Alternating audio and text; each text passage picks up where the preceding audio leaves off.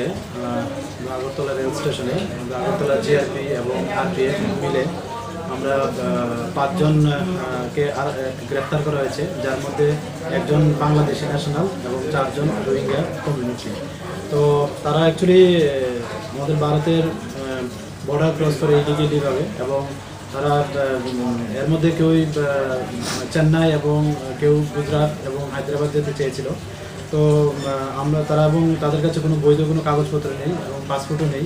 তো এই সুবাদে আমরা আগরতলা জিআরপি থানাতে তাদের এগেনস্টে একটা মামলা হয়, যার মধ্যে বিএনএস, ফরেনার অ্যাক্ট এবং আইপিপি অ্যাক্ট আছে। তো আজকে আমরা তাদের মহামান্য আদালতে প্রেরণ করছি। এর মধ্যে 5 জনের মধ্যে একজন বাংলাদেশি ন্যাশনাল, ওনার নাম শুকুর আলী, উনি কুমিল্লা ডিস্ট্রিক্টের বাংলাদেশের, বাকিরা সবাই রোহিঙ্গা কমিউনিটি।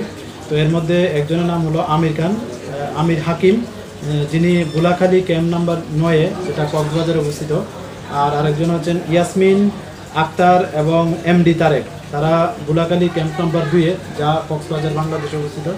এবং আরেকজন হলেন মোহাম্মদ উল্লাহ, উনি ক্যাম্প নাম্বার 11-তে, যেটা কক্সবাজারে অবস্থিত। তো তারা সবাই একত্রিতভাবে ভারতের ভূখণ্ডে অবৈধভাবে প্রবেশ করে।